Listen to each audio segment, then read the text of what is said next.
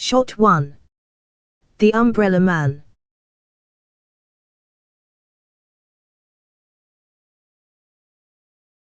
As the previous title suggests, this Kennedy assassination has involved a lot of premeditated actions such as these fake shots to divert attention away from Kennedy's limousine and later confuse the people about how many shots were actually fired at Dealey Plaza. The Umbrella Man and the Black Man with him are also part of this Kennedy assassination, where their role has been to draw Kennedy's attention, which has kept Kennedy practically motionless during this first shot, and this can be seen from the Zapruder film and how Kennedy's head position is almost motionless and eye focus to Umbrella Man when he comes out behind the Stemmons sign. This motionless of Kennedy has made it easier for Jack Dougherty to shoot Kennedy in the moving car. The Umbrella Man has been the subject of many conspiracy theories that his real role was to signal the shooter, but as I said before, his real role has been to fix Kennedy's attention, which has kept Kennedy motionless just before the shooting. The fact that Umbrella Man opens his shadow at the same time as Kennedy's shooting means that he is part of the group that intended to assassinate Kennedy during his visit to Dallas.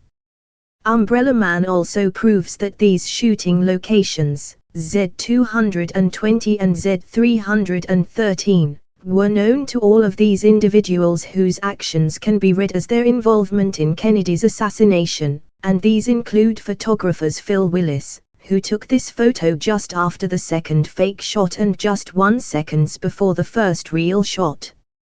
Mary Moorman and Jean Hill, who somehow managed to take this picture just 3 frames before Kennedy was shot in the head.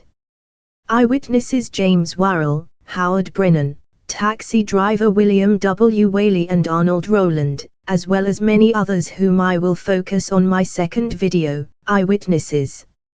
In my previous video, Plywood Laying Crew, I have proven that James Jarman, Bonnie Ray Williams, Harold Norman and Charles Givens are lying, but I have not been able to link them to this Kennedy assassination group because they are black people only, on the basis that they are lying because I have suspected that the Dallas police have blackmailed and threatened them, but based on this picture, where the Umbrella Man is sitting next to a black person like a friend's, tells you that there were also black people involved in this assassination of JFK as well. One Jew, Abraham Zapruder. This black person clearly belongs to this same group as the Umbrella Man, where the role of this dark-skinned person has been to draw Kennedy's attention together with the Umbrella Man, tells you that this group that assassinated Kennedy also included black people like the Umbrella Man's friend, with whom they sat next to each other on the curb like a friends as soon as Kennedy's assassination was successful. What caught my attention was that the Umbrella Man, Louis Stephen Witt, was at almost the same age than the shooter of JFK, Jack Dougherty, where Witt was born in September 1924 and Dougherty was born in August 1923, which means that they were only 13 months apart in age. I believe that Umbrella Man, aka Louis Stephen Witt, have been in the center of this Kennedy assassination, just like the shooter, Jack Dougherty. But what the Umbrella Man, aka Louis Stephen Witt, did at Dealey Plaza, he selfishly couldn't tell the United States House Select Committee in 1975, he only said that he usually just walks somewhere, but in the end he decided that he wanted to find a place where there were fewer people so that he could wave his umbrella at Kennedy.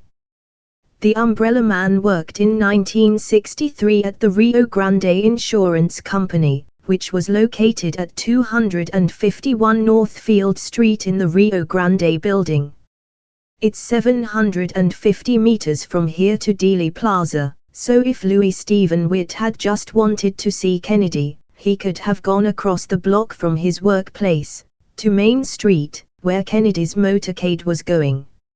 In other words, Louis Stephen Witt really has no plausible explanation for being in Dealey Plaza, other than political explanations, just like Lee Harvey Oswald and Howard Brennan had when Kennedy was shot in Dealey Plaza right in front of these eyewitnesses.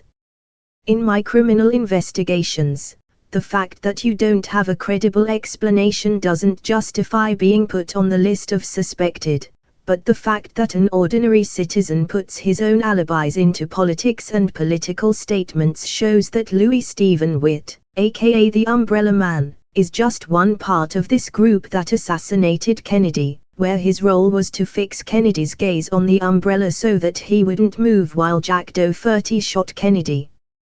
When I was investigating this Rio Grande building where Umbrella Man worked, this same building also housed military intelligence. Isn't it a pretty strange coincidence with all these incidents like Louis Stephen Witt standing and waving his umbrella at the exact spot where Kennedy was shot and which he doesn't even have a proper explanation for his actions other than poor explanations.